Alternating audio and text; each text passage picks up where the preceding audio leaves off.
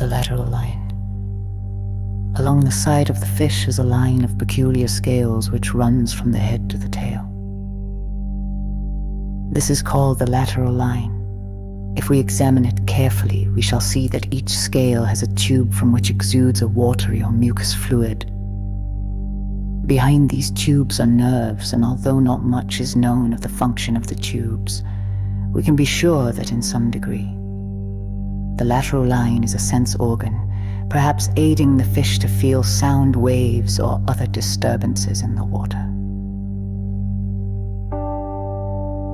The fins of the fish. The fish moves itself and directs its course in the water by means of its fins. These are made up of stiff or flexible rods growing out from the body and joined together by membrane. There are two kinds of these rays or rods in the fins. One sort is without joints or branches, tapering to a sharp point. The rays thus fashioned are called spines, and they are in the sunfish stiff and sharp-pointed.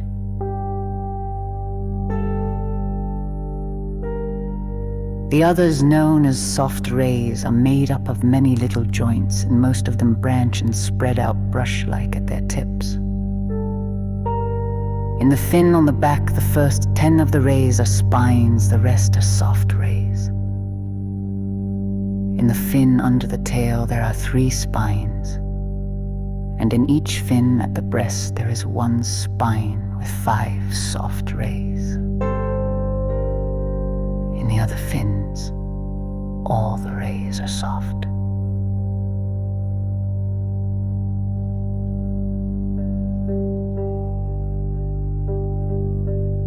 The fin on the back is called the dorsal fin. The fin at the end of the tail is the caudal fin. The fin just in front of this on the lower side is the anal fin. The fins, one on each side, just behind the gill openings, are called the pectoral fins. These correspond to the arms of man, the wings of birds, or the forelegs of a turtle or lizard. Below these, corresponding to the hind legs, is the pair of fins known as the ventral fins.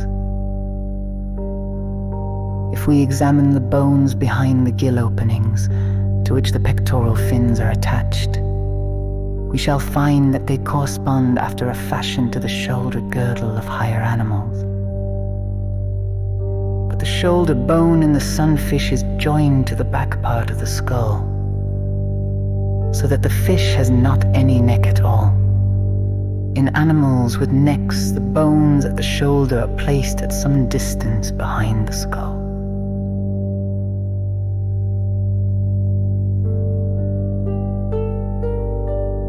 If we examine the legs of a fish, the ventral fins, we shall find that, as in man, these are fastened to a bone inside called the pelvis. But the pelvis in the sunfish is small, and it is placed far forward, so that it is joined to the tip of the collarbone of the shoulder girdle and pelvis attached together. The caudal fin gives most of the motion of a fish. The other fins are mostly used in maintaining equilibrium and direction. The pectoral fins are almost constantly in motion, and they may sometimes help in breathing by starting currents outside which draw water over the gills.